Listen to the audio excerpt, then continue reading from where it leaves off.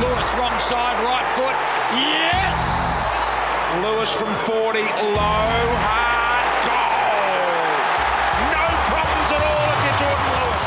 Hello again from the team at Inside Melbourne. Clint Stanaway with you. Caty Price here too. Hey, Caty. Hey, Clint. Good to be here. Have you digested the drama of Saturday night at the Caty? Oh, it was absolutely heartbreaking, wasn't it? Tough one to take. It was. It was a brutal after the siren loss to the Cats. Gave up a 29-point lead early in the last quarter. But I'm treating today, Inside Melbourne, and I want the supporters to feel this as well, as a bit of a therapy session. Is that fair enough? I think we all need it, to be honest, after that one.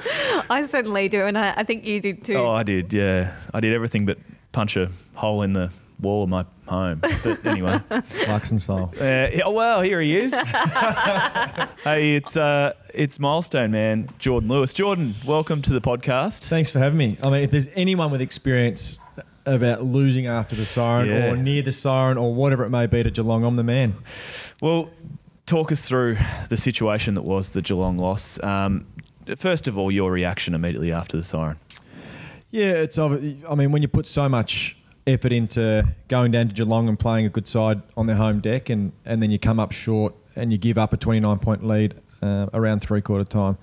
It was a really sort of hollow feeling, and that was straight after the game, in the rooms after the game, and certainly the drive back down the highway was...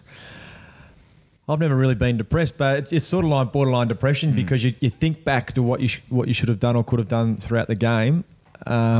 But then once you come back in on Monday, you reviewed the game and we reviewed the last 10 minutes as a side and just to see what we can do better in certain situations. And I think that has been a really good way by the coaches to educate the players and to understand what's required in that sort of situation if we come up against that again. What went wrong? I think not much went wrong. It was maybe our ability throughout the game to try and take time off the clock. They came back and they were really good around the ball and generated a lot of ball forward. And Tom Hawkins was a key player in bringing them back into the game. So I suppose first of all we probably needed to fix the stuff around the ball. And then we needed to try and shore up our defence in some way, and that didn't work. So then they got to within 2 points, we would score a goal, and then we probably played as if we still needed to score, whereas I suppose what we needed to do was try and run down the clock as much as we could because we saw with that last possession, there was probably 10 seconds to go. Now, if we had have taken another 5 seconds off at the 3-minute mark, another 5 seconds off at the 2-minute mark, that game is probably nearly one and done. But, it's a learning curve. It's a really good experience for players to be in that situation and understand, usually when you're coming from behind, you've got a sense of freedom, so you just play. But when a side is coming at you, I think you tend to freeze a little bit, not understand what to do. So that was a really good learning point. So you're vice captain of the club, veteran of 299 games, some 35 at Melbourne. We'll get to your milestone very, very quickly because it's a big one and one well worth celebrating. Do you still learn from losses like that?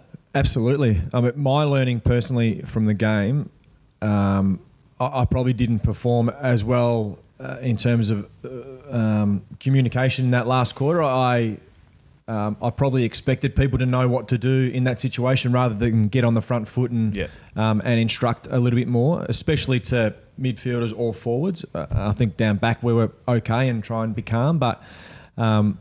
I certainly could have been more vocal in that last quarter. Do you think that is the nature of the group, that you've come from obviously plenty of finals experience, but a lot of these players haven't? And we talk about the learning experience of losses like that, but perhaps that they haven't had that in the big games like you have. Yeah, they haven't. I mean, and that is just the facts of the group that we've got at the moment haven't really been in that position frequently enough to actually understand what to do, and that was it was exactly the same at Hawthorn. And you speak about Geelong, we lost to Geelong 11 times in a row, and every time we lost, we learnt a little thing along the way, and it culminated in a prelim final win. So I can understand there's people disappointed about the loss, but I'm glass half full. I understand that. You can take a lot out of this game, although we didn't win. There's huge learnings from it. Tommy Hawkins did run riot. Do you have to go to someone like Oscar McDonald after the loss and sort of, get around him? Yeah, I think it's really important. I think Oscar needed to understand that it wasn't just him. I mean, Tom Hawkins has been playing some fantastic football over the last probably 4 to 6 weeks. So they're really hard players to stop. And Oscar, probably didn't play his best game early on. So then Sam Frost got moved to him. But it's important to understand as a young player, I suppose, is you might have a bad quarter, you might have a bad half, but it's what you do within that second half to try and bring your side back, bring yourself back into the game. A lot was made of the reaction post-match, a lot around Bernie Vince, but the other players, it seemed like there was genuine hurt from that game. Yeah, and even Bernie had genuine hurt, and I have been a little bit hypocritical in the past because I don't like seeing players smile after the game, especially after a really bad loss. But knowing Bernie and knowing how much he puts in and knowing how competitive he is, it's given me a different side to maybe why people do it. And I don't think he expected the conversation to go along the path with danger the way it did. So that probably brought out that sort of joyness in him.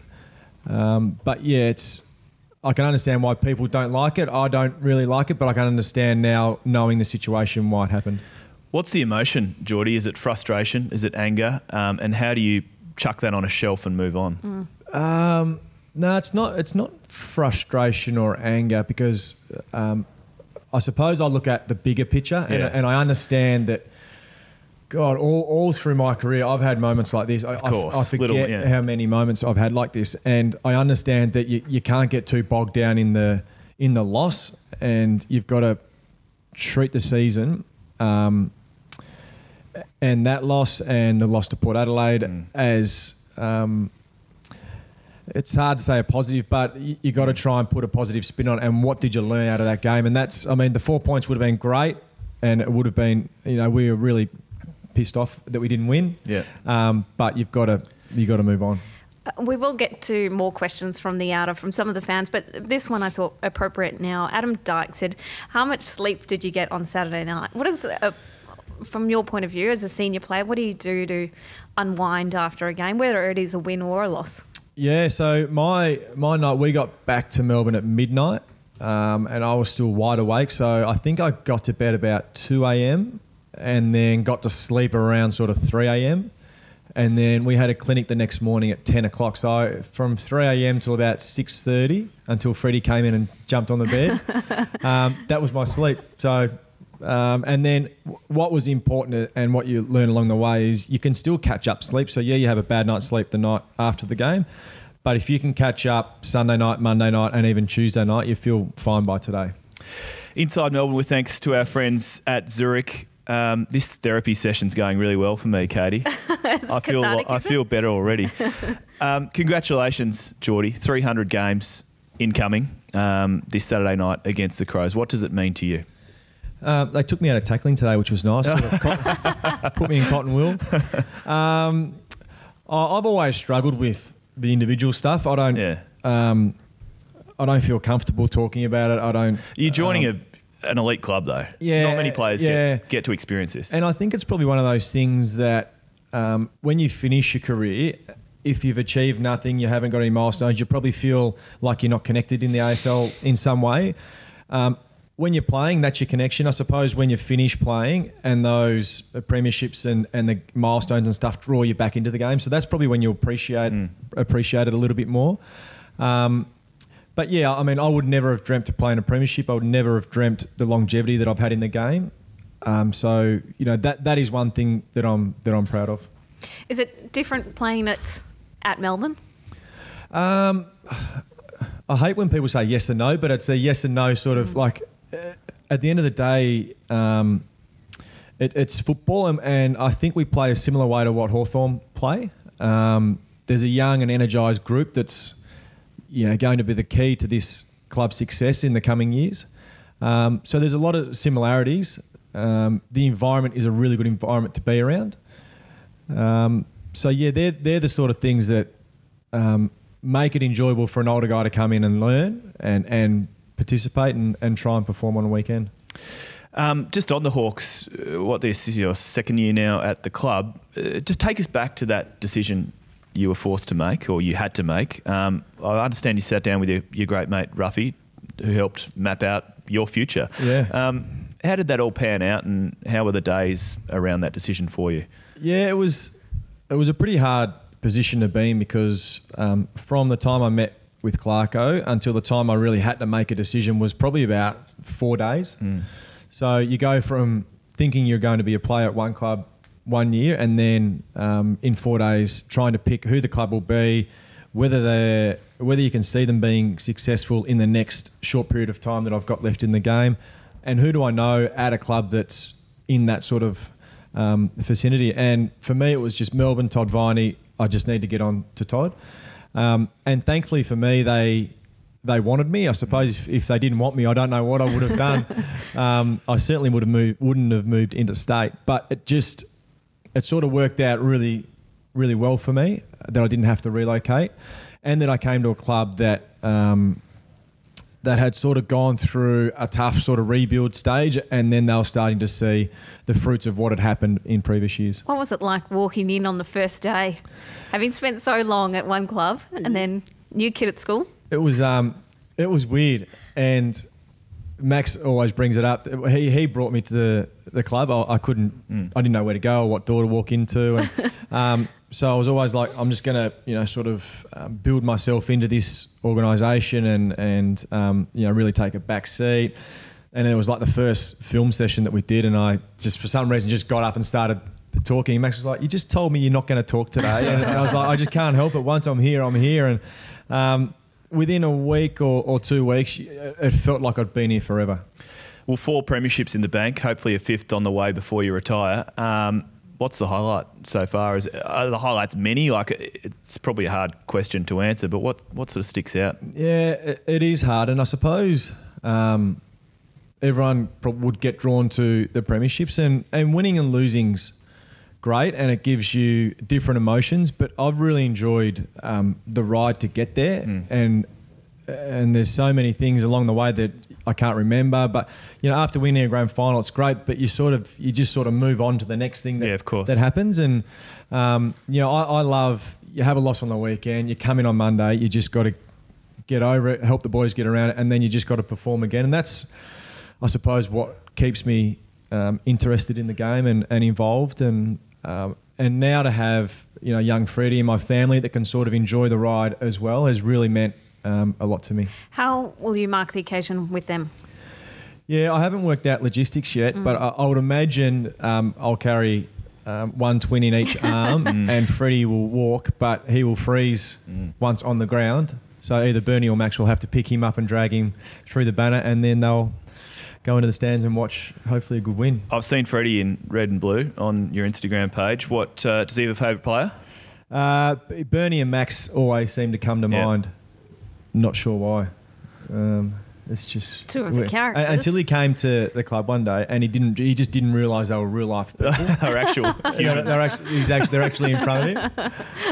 So the Crows, they obviously pose a. They're on the up. They're on the up. They're doing some great things at the moment. It'll be a tough game. And as we mentioned before about how we have to put the loss on a shelf, how has this week looked for you, and when do you fly and all the rest of it?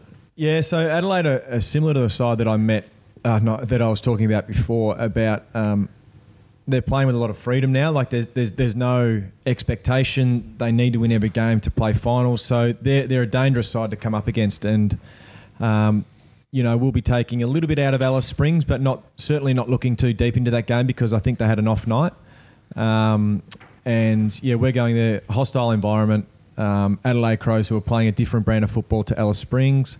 So it's going to be a huge game. They get back their captain as well, Tex Walker, always a big challenge. Yeah, he provides a really good focal point for them. He didn't play in Alice Springs either, so he's a different player that we'll have to come up against, and certainly one that all of his players around him lift when he's in the side.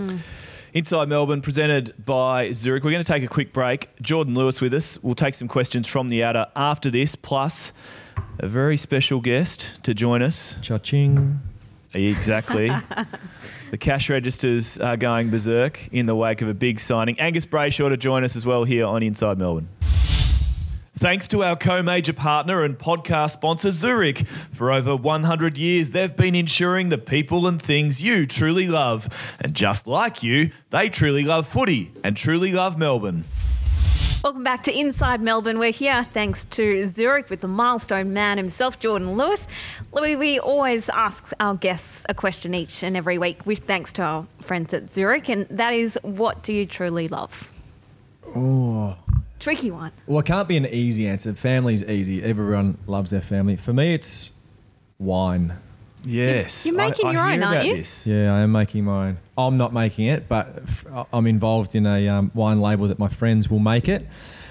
So there's 4 of us. 2 will make it, 2 will sell it. I'm part of the selling arm. Right. So. But you've been involved with the squashing, haven't you? Yeah, Got the rig out. Stomping, that's it. Yeah, no, and I'll go out there tomorrow and have a look at it. And for me, I was never brought up on wine. I knew nothing about it from Warrnambool until I went to Tuscany on my honeymoon, and I fell in love with it. And I've just sort of been obsessed ever since. Not a bad place to fall in love with wine, especially the red variety, which brings us to our first question from the outer. It is from Will. He asks, are you a Pinot man or a Shiraz man? Oh, I'm a Pinot man. Love a good Pinot. I mean, I love a Shiraz, but Shiraz for me is just too big. Yeah. So I'm a bit soft in that area. Yeah. What are you? Jordan Lewis, soft. You wouldn't Shiraz or Pinot? I'm a Pinot man. Oh, very I'll much drink it so. all. Actually, white, red, rosé, whatever. Experience that on Saturday night. I'll give you the red hot tip. Go for it. Let's head into the outer, Katie, and shoot with a few of these great questions this week to the milestone man, Jordan Lewis. Yeah, one from Luce Edwards here. Favourite song to listen to pre-game? Oh, I'm not a big music person. I went through a form slump and I tried to listen to Eminem Lose Yourself to try and pump myself up, and I was completely worn out before the game. So that was the last time I've ever listened to music. So Max Gawn provides the music, which could be anything. You're a polished media performer, Louis. We see you. I'd beg to disagree. We see you on Fox Footy from time to time. What's on the radar post footy? This brings us to our next question: is coaching in brackets, hopefully at Melbourne, on the bucket list after your career? From Phil. Yeah, I've always said that I love footy, so I think you always find yourself drifting back to what you love. Yeah. I'd also like to probably get out of the game for a little bit, just to maybe enjoy my weekends and draw breath, and get different wine. Experiences, and maybe venture down the wine path. So if we can get this company up and going, and I like it, production up. I like it. If you need a marketing person, you're there. Just a taste tester. Yeah, exactly. Jamie Carter asks, who are you closest with at the club? Angus Brayshaw sitting in the wings. I've never been invited to Angus's house, so it can't be him. Probably you don't want to go to that house. I'm from what I understand. Well, there's no one hearing. No one left. Yeah. So probably Max Gawn, Bernie Vince, Nathan Jones, Michael Hibberd, Jake Melksham. More the older guys. Hate is a horrible word, but who hates me? Munters and Collectors says, who did you hate most at the D's when you were at the Hawks?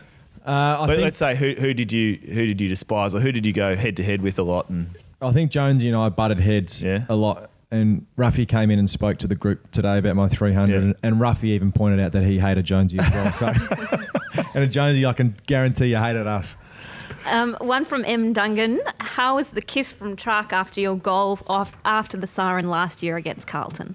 Yeah, every goal celebration, if you want to do something, just look where Petrarca is and what he's doing, because he's just a fascinating human. I didn't even know that he did it until I looked back and saw it. He's different.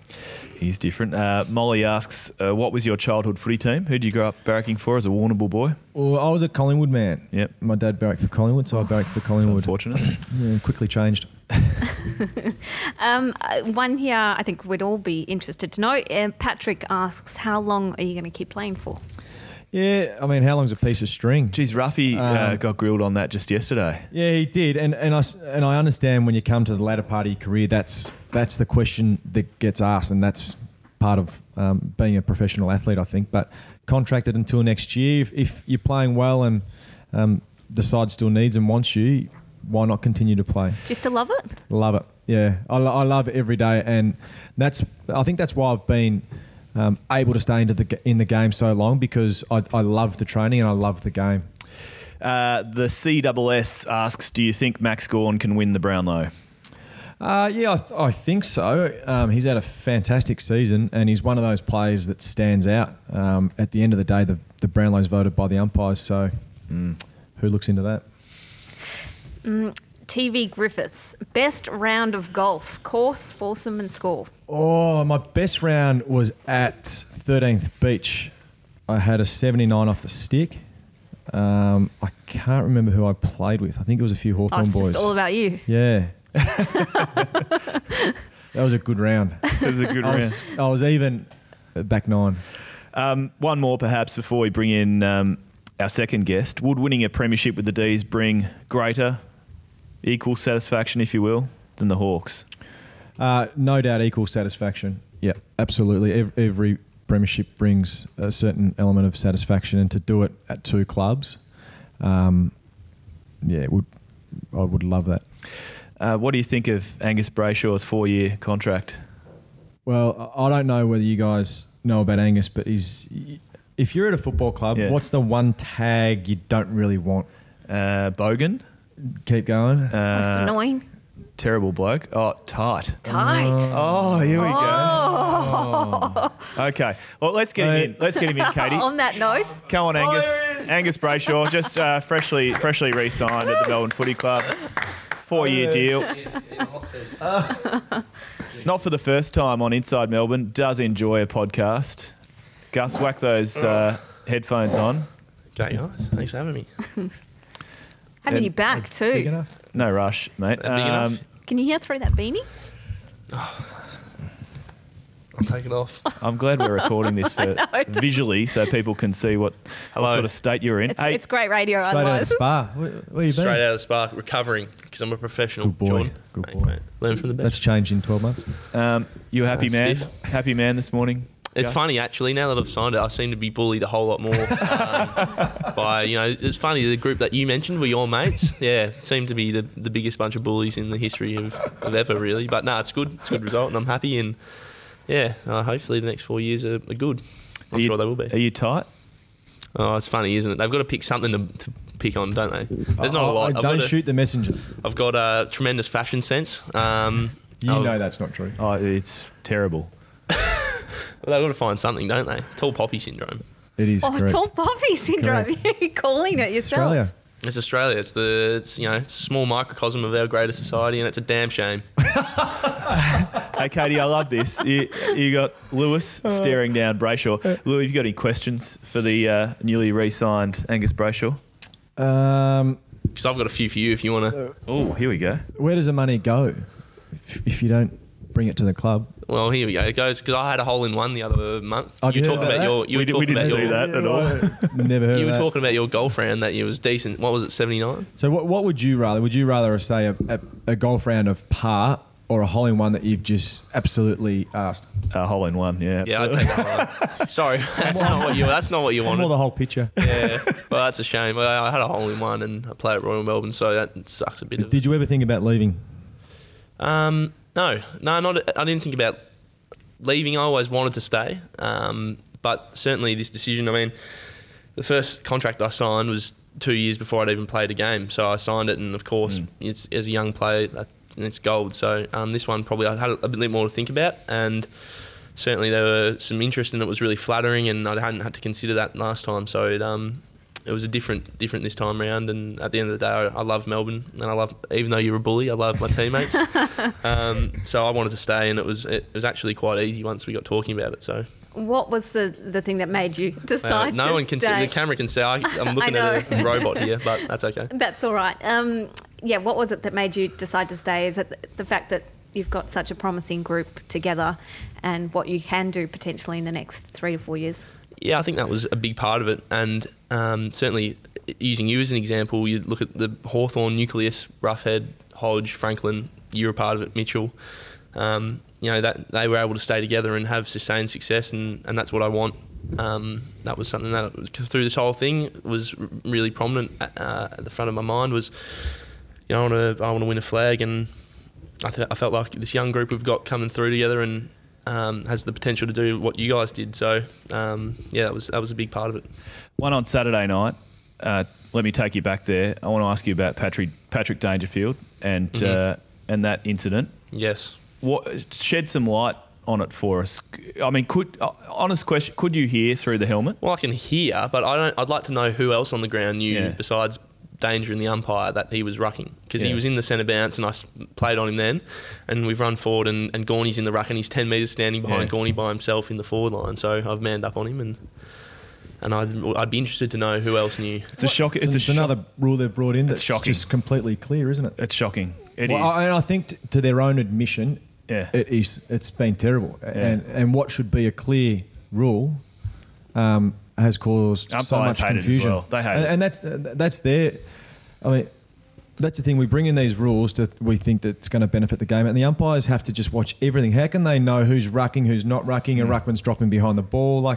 It just happens so quickly. So the umpires have got to make a call based on a split second of. And by the letter of the law, it's the right call, because Paddy had nominated some time before that, and by definition, I'd infringed. So there's a free kick, but I just think that it's just a bad look, isn't it? Really, who wants to see that decide a game? And arguably it did, but I mean, maybe at the last minute of a game where that sort of thing happens and he kicks a goal and wins a grand final. Imagine if that happened, how bad that would look.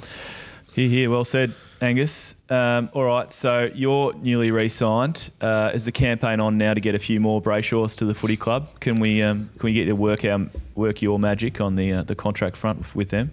Well, Andrew signed for 2 more years already, and Hamish I don't think has. So I mean, look, it'd be nice certainly, but I think they're doing their own thing, forging their own pathway, and I think once they're up and going, then maybe we can think about getting 1 or 2 of them back. But it'd be certainly awesome to play with.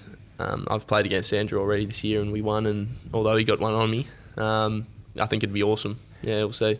What do you think about this bloke's career?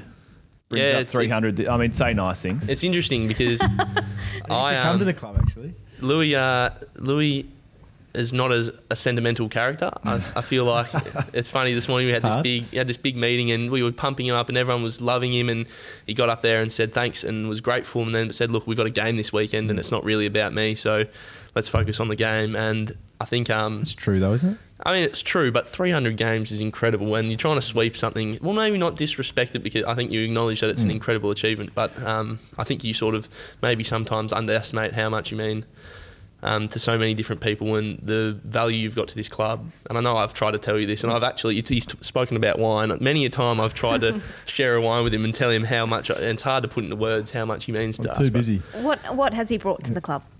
It's honestly, the way he's such an insightful, and it's hard saying it when he's sitting across the table from me, but his insight and the way he's critically thinking about the game is so unique and so different to anything I've ever seen before. And I watch my game footage, and there's little things that I do that I can see as a direct result of working with Louis, and just wouldn't be there without his influence. And I think he's changed the way we even play as a team, the way we attack. So he's been unbelievable, and I think he sometimes tries to play down how good he is, but he's a superstar, and I think he knows that I appreciate him. But I think the whole AFL as a whole and the community really appreciates the sort of bloke and player he is. Well said, Gus, and congratulations on your big news as well. Thank you. So many people very, very happy about that. Go and buy yourself a new pair of tracky ducks, would you? Apparently, Louis, chocolate. Yeah, and chocolate thongs. as well. Don't worry, I've backed the truck up at Coles already and just waiting.